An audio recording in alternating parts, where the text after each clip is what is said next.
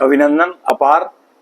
बहुत बहुत स्वागत है दोस्तों हमारे इस YouTube प्लस फेसबुक चैनल आज़ादी की कहानी के 12वें एपिसोड में।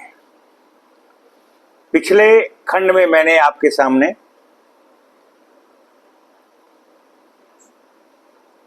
उग्रवादी आतंकवादी आंदोलन की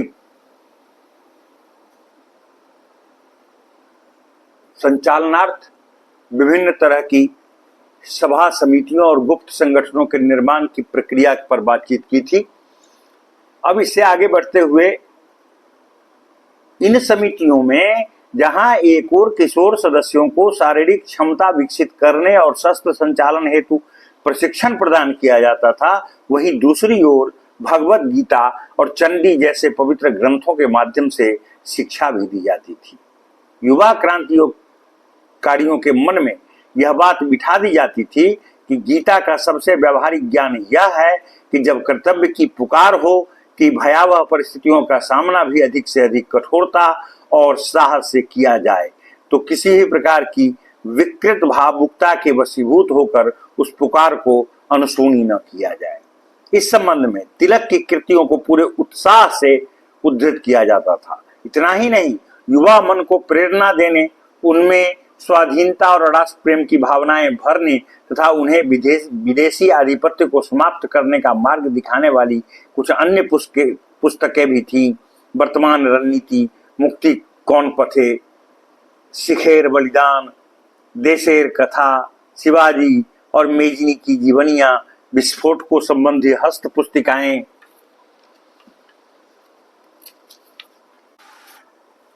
आदि। ये समितियां प्रदर्शनों और छाया युद्धों का आयोजन भी करती थी। उनकी ओर नौजवानों के आकर्षण का प्रमुख कारण यह था कि वहां उन्हें अपनी सेवा, साहसिकता और रहस्य रोमांच की भावना की प्रतितृप्ति का अवसर उपलब्ध होता था। इन समितियों के संस्थापकों का शुरू से ही यह विचार था कि उनका विकास क्रांतिकारी कार्यों के केंद्रों के रूप में किया जाए और संभवतः सशस्त्र विद्रोह के आरंभकों में परिवर्तित कर दिया जाए। इसके लिए यह आवश्यक था कि उनकी गतिविधियां जनता और सरकार की दृष्टि से अधिकांशतः बची रहें। संपूर्ण बंगाल में इस प्रकार की समितियों का जाल सा बिछ गया। पूर्वी बंगाल और असम में ऐसी 5 प्रमुख समितियां थीं जिनके शाखाएं कस्बों और गांवों तक फैली हुई थी। इनमें ढाका की अनुशीलन समिति, जिसके संयोजक एक साहसिक और चतुर और सजीव व्यक्ति के धनी पुलिन बिहारी दास थे।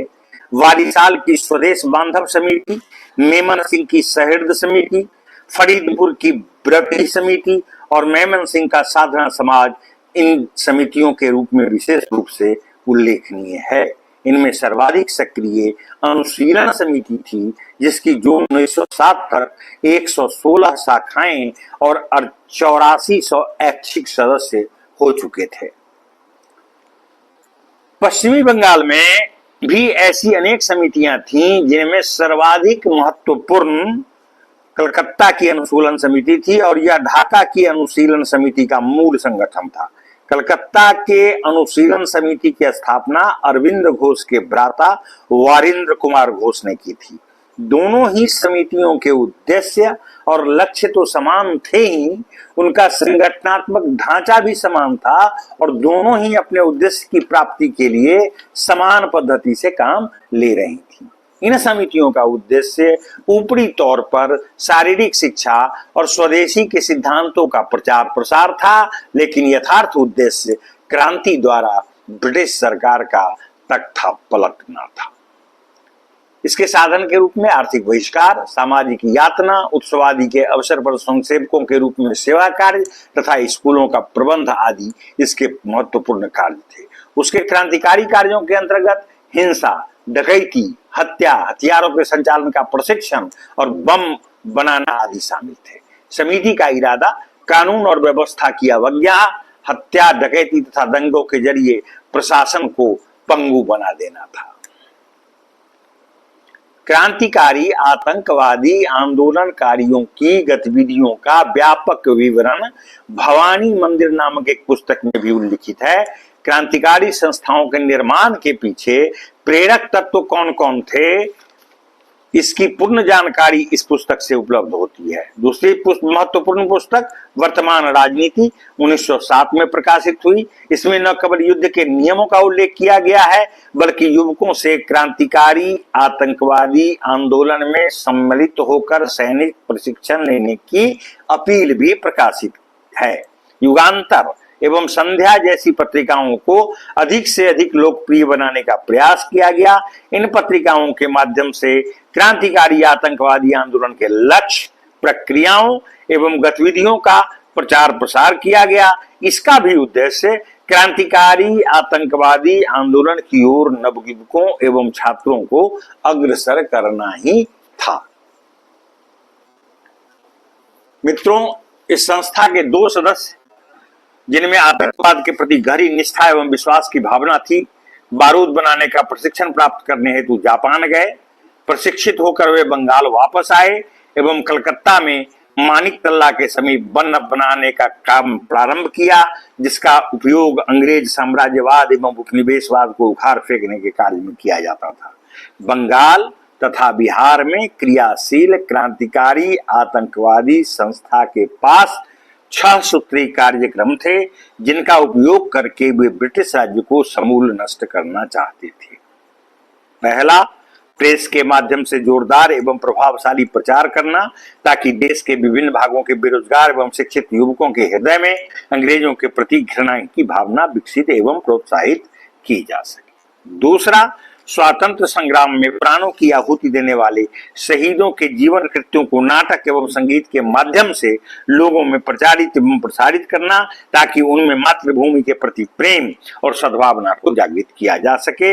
इसका लक्ष्य नवयुवकों को शहीदों के आदर्शों को अपनाने हेतु प्रेरित करना भी था। तीसरा, जलसे, जुलूस एवं हड़तालों का आयोजन कर ब्रिटिश प्रशासकों को कानून व्यवस्था बनाए रखने हेतु अत्यधिक व्यस्त कर देना भी उनका कार्यक्रम था, ताकि गुप्त संगठनों के विरुद्ध दमनात्मक कार्रवाई को शिथिल किया जा सके। चौथा, सैनिक शिक्षा, व्यायाम, धार्मिक उत्सवों में सहभागिता, शक्ति पूजा आदि कार्यों में युवकों को संगठित कर उन्हें प्रशिक्षित करना भी आतंकवादियों का एक प्रमुख कार्यक्रम था। पांचवा, अधिक से अधिक मात्रा में अस्त्र शस्त्र संग्रहित करना भी उनके कार्यक्रम का एक हिस्सा था। इसके लिए बम बनाना, बंदूकें छीन लेना या चुरा लेना, विदेशों से कैद किए गए अस्त्र शस्त्र प्राप्त करना, इन हिंसात्मक साधनों का उपयोग वे अंग्रेजों में आतंक फैलाने के लिए करना चाहते थे। और छठा, अपने कार्यक्रमों को संपन्न बनाने हेतु आवश्यक धन प्राप्त करने के लिए चंदा एकत्रित करना तथा डकैतियों के माध्यम से धन प्राप्त करना भी उनका प्रमुख कार्यक्रम था। क्रांतिकारी संस्थाओं की स्थापना रूस एवं इटली की गुप्त संस्थाओं के आधार पर ही की गई थी। इन क्रांतिकारी संगठनों के समक्ष सबसे प्रमुख लक्ष्य आतंकवादी कार्यक्रमों को चलाना था।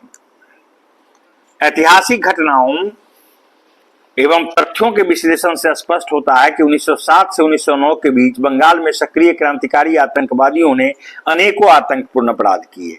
रॉलेट समिति तथा बंगाल में एकत्र किए आंकड़ों के अनुसार 1906 से 1917 के बीच हत्या या हत्या की कोशिशों के 60 मामले हुए और 110 डकैतियां या लूटपाट की घटनाएं हुई। इन कार्रवाइयों के शिकार अधिकांशतः वे भारतीय थे, जिनको आतंकवादी धोखेबाज शत्रु मानते थे, यथा पुलिस के लोग, सरकारी वकील, इकबालिया गवाह, मुखबिर, जासूस आदि। अंग्रेजों की हत्या के षड्यंत्र बहुत कम सफल होते थे। अक्टूबर 1907 में और 6 दिसंबर 1907 को मिदनापुर के समीप रेलगाड़ियों को विस्फोट द्वारा नष्ट करने के 2 प्रयास किए गए, जो विफल रहे। इनमें बंगाल के लेफ्टिनेंट गवर्नर यात्रा कर रहे थे। इस घटना से अंग्रेजों में आतंक की लहर फैल गई। इसी तरह ढाका के पहले जिला मजिस्ट्रेट एलन को भी कत्ल करने का असफल प्रयास आतंकवादियों द्वारा किया गया। इसके बाद क्रांतिकारियों ने प्रेसिडेंसी मजिस्ट्रेट किंग्सफोर्ड की हत्या करने का फैसला किया। जिसने बंगाल के अनेक युवकों को छोटे अपराधों में कोरे से पीटने की सजा दी थी। आतंकित किंग्सफोर्ड ने अपना तबादला मुजफ्फरपुर में करा लिया, परंतु यहां भी क्रांतिकारियों ने उसका पीछा नहीं छोड़ा। खुद्दीराम बोस और प्रफुल्ल चाकी नाम के दो युवकों ने 30 अप्रैल 1908 को उनकी यानी किंग्सफोर्ड की गाड़ी से मिलती जुलती एक गाड़ी पर बम फेंका, जिसमें सवार श्रीमती एवं कुमारी कैनेडी की मृत्यु हो गई। खुद्दीराम गिरफ्तार कर लिए गए। प्रफुल्ल चाकी ने आत्मसमर्पण करने के बदले आत्महत्या करना श्रेयस्कर समझा। प्रफुल्ल के आत्मोत्सर्ग से क्रांतिकारी आतंकवादी युवकों में व्यापक उत्तेजना फैल गई। खुद्दीराम बोस पर निर्दोष महिलाओं को कत्ल करने का मुकदमा चलाया गया और उन्हें फांसी पर चढ़ा दिया गया।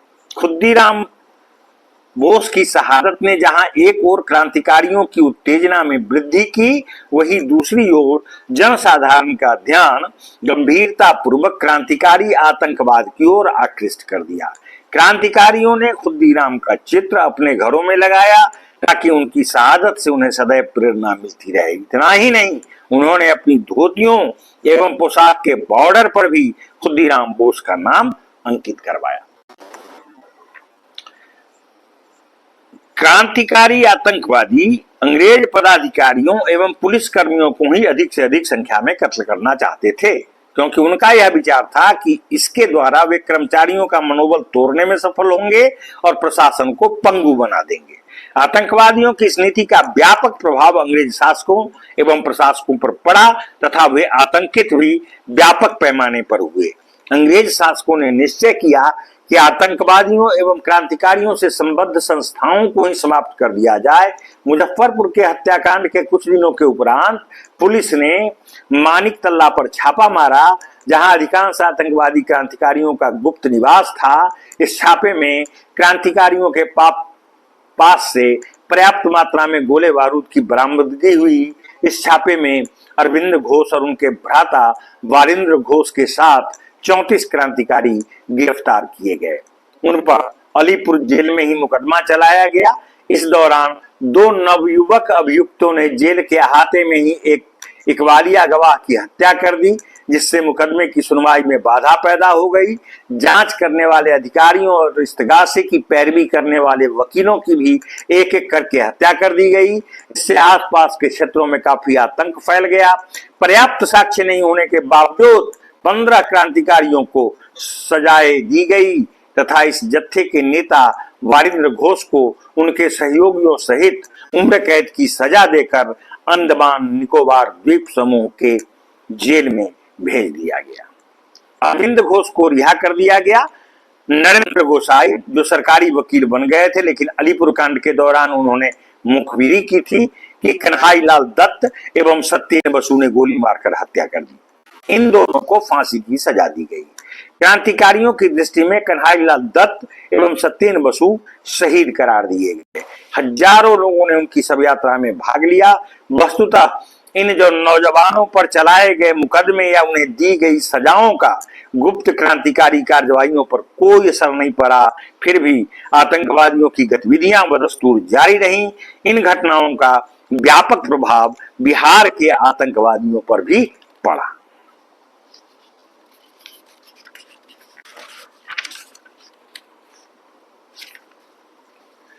क्रांतिकारियों ने गुप्त बैठकों में यह संकल्प लिया कि अब और भी बेदर्दी के साथ अंग्रेज अधिकारियों की हत्या की जाए।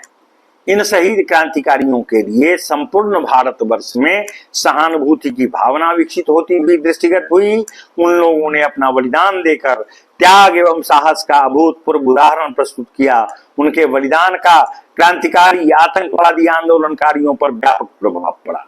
महाराष्ट्र में नासिक, बंबई और पूना बम उत्पादन के केंद्र बन गए। नासिक के जिलाधीश जैक्सन को एक विदा समारोह में विनायक दामोदर सावरकर द्वारा स्थापित क्रांतिकारी संस्था अभिनव भारत के सदस्यों ने गोली मार दी, जिसने गणेश सावरकर पर मुकदमा चलाने का आदेश दिया था। इस घटना के पहले एक एल धिंगरा ने इंडिया ऑफिस लंदन के एक अधिकारी करजन बिली की भी हत्या अमानुषिक देश निकाला और भारतीय युवकों की फांसी के विरोध में कर दी थी। उसे मृत्युदंड मिला।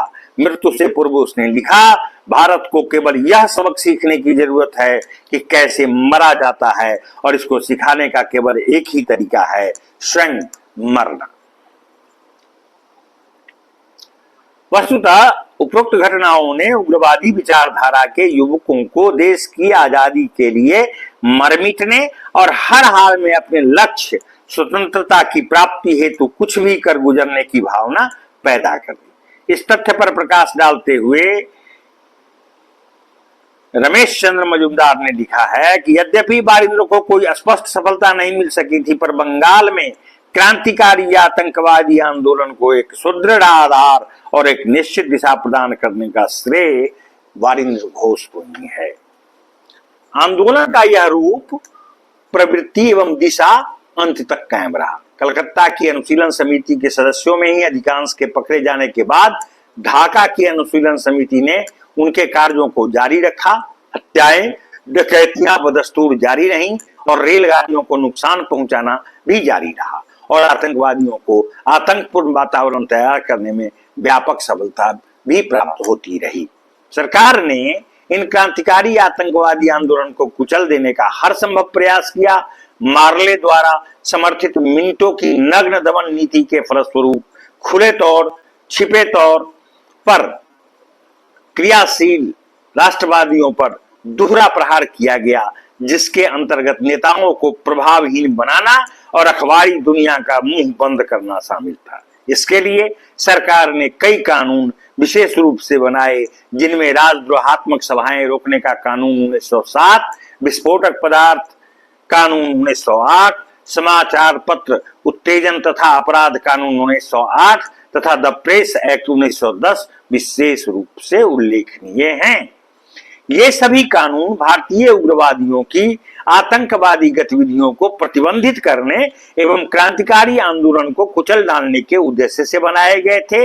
इतना ही नहीं, अध्यादेशों और कानूनों के अतिरिक्त अधिकारियों द्वारा क्रांतिकारी आंदोलन के दमन हेतु कार्यपालिका के द्वारा अनेक आदेश और गश्ती चिट्ठियां भी जारी की गईं। परंतु सरकार जितनी अधिक कठोरता के साथ दमन चक्र चलाती थी, क्रांतिकारी आतंकवादी गतिविधियां उतनी ही अधिक उग्रता के साथ फरक उठती थी। अनुशीलन समिति ने बंगाल के बाहर बिहार में पटना, देवघर, दुमका तथा उत्तर प्रदेश में वाराणसी और इलाहाबाद में क्रांतिकारी आतंकवादी समितियों की स्थापना में सफलता प्राप्त की। इन स्थानों में भी बंगाल के समान ही क्रांतिकारी गतिविधियों के संचालन हेतु कार्यक्रम बनाए गए। इन केंद्रों द्वारा भी अंग्रेज पदाधिकारियों के कत्ल सहित अन्य आतंक उत्पन्न करने वाली योजनाएं बनाकर उन्हें क्रियान्वित करने का प्रयास किया गया। सरकारी सूत्रों से यह ज्ञात होता है कि सत्येंद्र सान्याल, जो एक बंगाली युवक थे, की क्रांतिकारी गतिविधियां सरकार के लिए सरदर्द बन गई थी। क्रांतिकारी आतंकवादी गतिविधियां केवल बंगाल तक ही सीमित नहीं रहीं, बल्कि बंगाल के बाहर भी गुप्त समितियां थीं, जिनमें कुछ बंगाल के संगठन से संबद्ध थीं। 7 मई 1908 के टाइम्स समाचार ने छापा कि अगर बंगाल विध्वंसक तरीकों के लिए बदनाम है, तो उनके पीछे काम करने वाले चतुर आंदोलनकर्ताओं की खोज अधिकतर पश्चिम भारत में की जानी चाहिए। महाराष्ट्र आतंकवादी आंदोलन का दूसरा प्रमुख केंद्र था। वहां के क्रांतिकारियों में श्यामजी कृष्ण वर्मा, विनायक दामोदर सावरकर और गणेश सावरकर के नाम विशेष रूप से उल्लेखनीय हैं। यूं तो महाराष्ट्र में क्रांतिकारी आंदोलन का उदय 1895 में ही हो गया था, जब क्रांतिकारियों ने 2 ब्रिटिश अधिकारियों रॉन्ड एवं एरस्ट की हत्या कर दी। लेकिन संगठित क्रांति की शुरुआत करने वालों में प्रमुख क्रांतिकारी थे विनायक दामोदर सावरकर, जो युवावस्था में ही तिलक और काल के संपादक परांजपे की ओजस्वी कृतों के से बेहद प्रभावित हुए। अनेक विदेशी आंदोलनों से संबंधित साहित्यों के अध्ययन के परिणाम स्वरूप वह सशस्त्र क्रांति के प्रबल समर्थक बन गए। सरकार के विरुद्ध खुला विद्रोह तत्काल असंभव देख सावरकर ने गुप्त समितियों का संगठन किया। पहले मित्र मेला और फिर अभिनव भारत। 1906 में वह इंग्लैंड गए और श्यामजी कृष्ण वर्मा के अतिथि बने तथा उनके द्वारा स्थापित इंडिया हाउस में रहने लगे। दोस्तों शेष अगले खंड में। बहुत बहुत धन्यवाद।